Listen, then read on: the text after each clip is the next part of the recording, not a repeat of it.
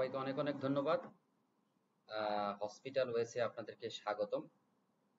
আমি আজকে যে টিউটোরিয়ালটি আপনাদের সাথে শেয়ার করব সেটি হচ্ছে পেশেন্ট রেজিস্টার।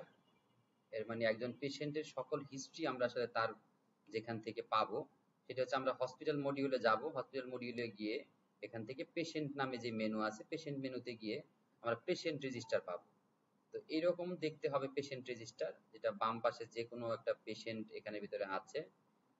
এবং পেশেন্টের আইডি দিয়ে যদি আমরা এখানে সার্চ করি, যেমন এখানে ভিতরে আমরা 20 নাম্বার আইডিতে যে আছে, তাহলে পেশেন্টের নাম এখানে চলে আসলো এবং এই পেশেন্টের মোবাইল নাম্বার বা ডিটেলস সবকিছু আমরা প্রোফাইলে পেতে পারি, যেই পেশেন্টগুলোকে অলরেডি অ্যাড করা আছে। এবং পেশেন্টের যদি আমরা পেশেন্ট কার্ড প্রিন্ট করতে চাই, তাহলে সেটা পেশেন্ট কার্ডে ক্লিক করে আমরা প্রিন্ট করতে পারি।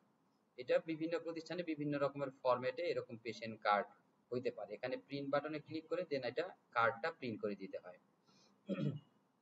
দেন পেশেন্টের নামে যদি পেশেন্টের যদি কোনো ইনফরমেশন আপডেট করতে হয়, তাহলে প্রোফাইলে গিয়ে দেন পেশেন্টের ইনফরমেশন গুলো আপডেট করতে হয়। পেশেন্টের যদি বেসিক ইনফরমেশন আপডেট করতে হয়, যেমন হচ্ছে তার পিতার নাম, মাতার নাম বা অকুপেশন, বা হচ্ছে তার ম্যারিটারিয়াল স্ট্যাটাস অথবা হচ্ছে তার রিলিজিয়াস স্ট্যাটাস, এগুলো হচ্ছে এখান থেকে আপডেট করতে হয়।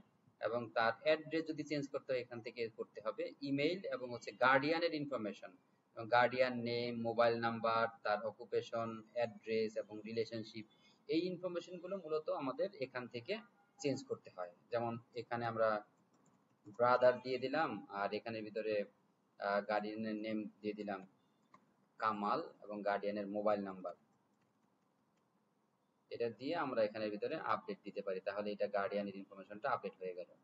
তাহলে আমরা যেটা দেখছিলাম যে একজন পেশেন্টের ইনফরমেশনটাকে আমরা কিভাবে আপডেট করতে পারি। আর এইটা এখানে ভিতরে আমরা কতগুলো ট্যাব দেখতে পারবো, যেমন হচ্ছে এখানে স্টেটমেন্ট, মানি receipt, OPD, IPD, investigation, medicine, attachment, তারপরে নোট, মেসেজ, ইমেইল, কল। তাহলে এই যে অ্যাটাচমেন্ট পর্যন্ত যেটা আছে, এগুলো আমরা ফ্রিকোয়েন্টলি ইউজ করি। যেমন স্টেটমেন্ট বলতে এই পেশেন্টের নামে যত ট্রানজ্যাকশন হয়েছে, ওই ট্রানজ্যাকশন গুলো এখানে ক্লিক করলে আমরা পেয়ে যেতে পারি। এর নামে কোনো ট্রানজ্যাকশন আসলে হয় নাই।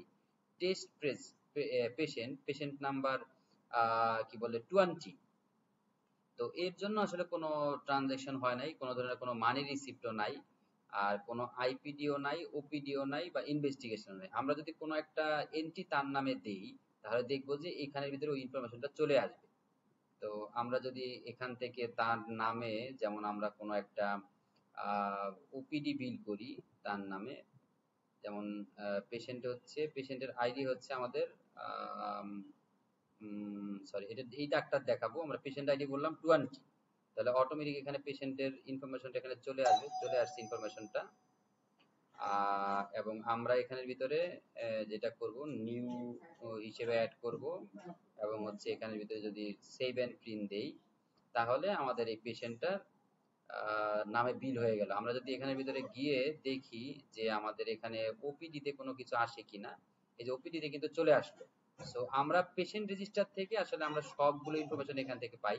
আমরা যখন ওপিডির বিলটা করেছি তখন টাকা রিসিভ করেছি, এখানের ভিতরে টাকার ইনফরমেশনটাও চলে আসলো।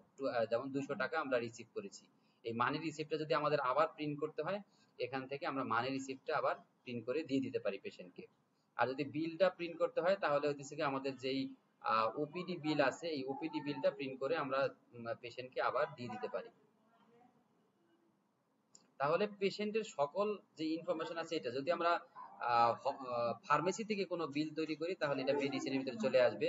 যদি ইনভেস্টিগেশনের কোনো বিল তৈরি করি, তাহলে এখানে চলে আসবে। আর তার যদি কোনো অ্যাটাচমেন্ট থাকে, তাহলে এখান থেকে আমরা তার নামে কোনো ডকুমেন্ট বা অ্যাটাচমেন্ট অ্যাটাচ করে রাখতে পারি। তাহলে আমরা দেখলাম কিভাবে পেশেন্ট রেজিস্টার কাজ